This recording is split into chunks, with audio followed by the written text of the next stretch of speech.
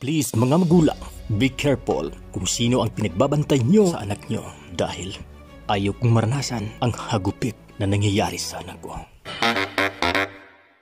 Hello mga kabayan ko, ugaliing magmasid lalo pat nag-iiwan tayo ng mga anak sa ating tahanan.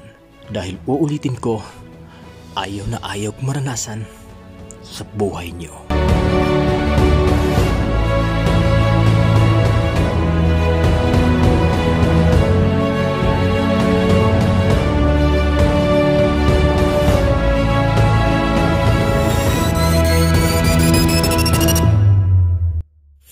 Ang unang sinapit sa anak ko, pakinggan nyo at umpisahan ko ang unang senaryo sa pangyayari.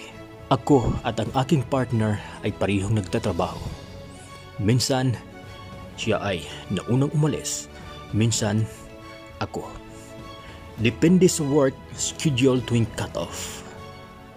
May 6:30, may 7:30, at 12 hours wala sa bahay. Ang asawa ko naman ay mula 7 AM hanggang 5 PM. Ganito kasi ang nangyari, mga madear, mga father. Please help me kasi parang mababaliw na ako sa kakaisip. Kaninang 11:30 AM, nag-break ako for lunch at sabi ko sa team leader namin na malilate ako dahil uuwi ako sa bahay namin. May lagnat kasi ang panganay ko. Dalawa pala anak ko, mga madear, mga father, parihong babae. Habang nasa work ako, hindi ako mapakali. Parang may nagtutulak. May nagtutulak talaga sa akin na umuwi or pauwiin ako agad sa bahay. Kaya dali-dali akong umuwi. Pagdating ko sa boarding house namin, kumatok ako. Pero, ang tagal bago binuksan ang pinto. Nakalimang katok pa ako bago mabuksan. Inisip ko na baka tulog silang lahat. Lulo pala nila ang nagbabantay sa kanila. Tatay ng ka-live-in partner ko.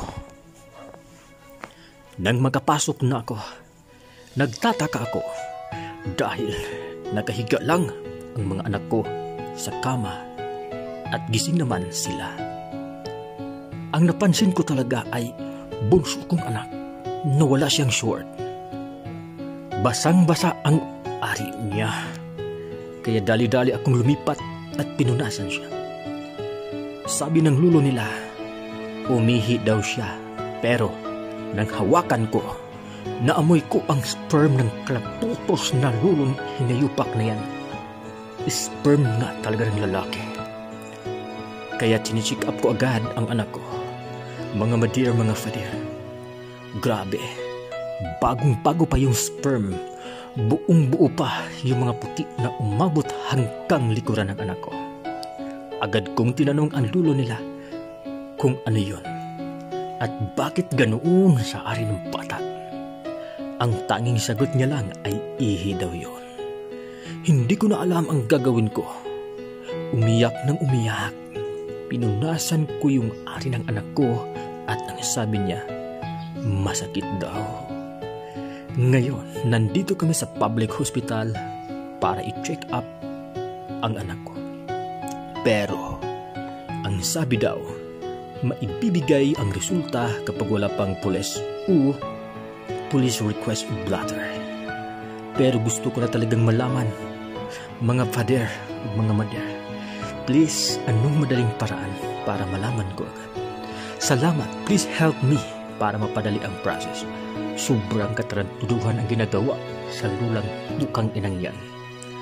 Nagbabantay lang siya ng anak ko, pero may kakaibang ginagawa dito sa bahay. Kaya kung sino man ang nakarinig nito, mag-double ingat at pakicheck. At ang aking masasabi ko lang ay kailangan nagkabit ng CCTV on or 24-hour CCTV or nakakonect sa mga cellphone nyo para sa ating kanya-kanyang pansariling seguridad. Mr. Kisagba here. Bago pa lang sa aking channel ay huwag kalimutang mag-subscribe at mag-like sa ating videos para updated ka sa ating panibagong uploads. Maraming salamat po.